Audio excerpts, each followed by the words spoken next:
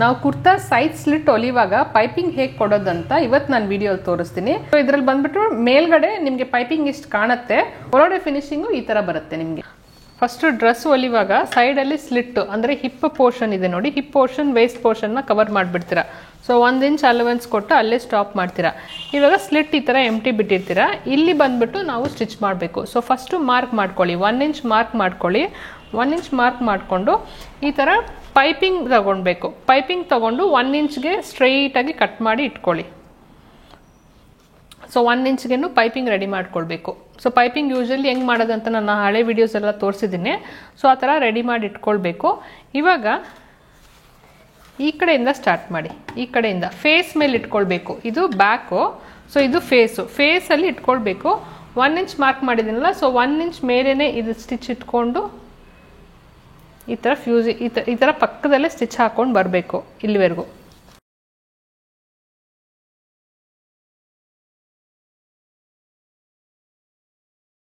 ಈ ಪೀಸ್ ಇದೆಯಲ್ಲ, ಸೊ ಈ ಪೀಸ್ನ ಹಿಂಗೆ ಒಳಗಡೆಯಿಂದ ಈ ಥರ ಫೋಲ್ಡ್ ಮಾಡಬೇಕು, ಎಲ್ ಶೇಪ್ಗೆ ಫೋಲ್ಡ್ ಮಾಡಬೇಕು. ಸೊ ಹಿಂಗೆ ನೋಡಿ, ಇಲ್ಲಿ ಬಂದು ಹಿಂಗೆ ಈ ಎಲ್ ಶೇಪ್ಗೆ ಫೋಲ್ಡ್ ಮಾಡಬೇಕು.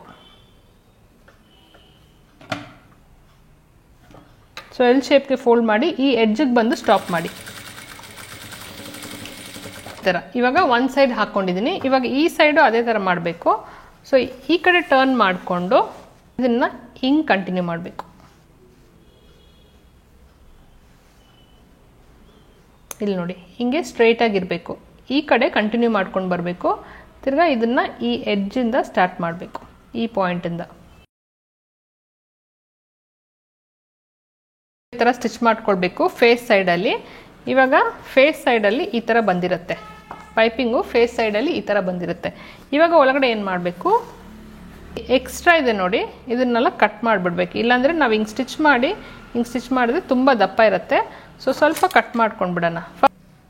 ಸೊ ಇಲ್ಲಿಂದ ಸ್ಟಾರ್ಟ್ ಮಾಡಿ ಹಿಂಗೆ.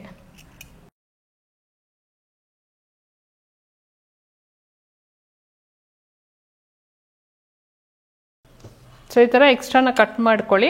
ಕಟ್ ಮಾಡಿಕೊಂಡ್ರೆ ಏನಾಗುತ್ತೆ, ಇದು ಫೋಲ್ಡ್ ಮಾಡೋಕ್ಕೆ ನಮ್ಗೆ ಈಸಿ ಇರುತ್ತೆ. ಇಲ್ಲಾಂದರೆ ಇಷ್ಟು ಬಟ್ಟೆ ನಾವು ಫೋಲ್ಡ್ ಮಾಡೋಕ್ಕೆ ಕಷ್ಟ ಆಗುತ್ತೆ.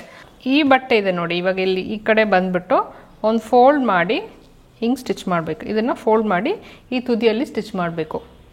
ಸೊ ಇಲ್ಲಿಂದ ಸ್ಟಾರ್ಟ್ ಮಾಡ್ಕೊಂಡು ಬಂದರೆ ಇಲ್ಲಿ ಹೋಗಿ ಹಿಂಗೆ ಬಂದು ಹಿಂಗೆ ಬರಬೇಕು.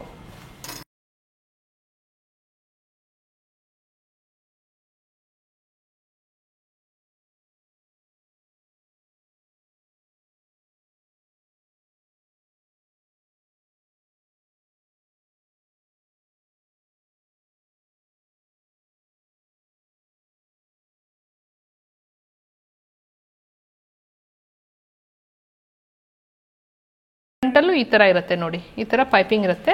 ಬ್ಯಾಕಲ್ಲೂ ಈ ಥರ ಫಿನಿಶಿಂಗ್ ಇರುತ್ತೆ.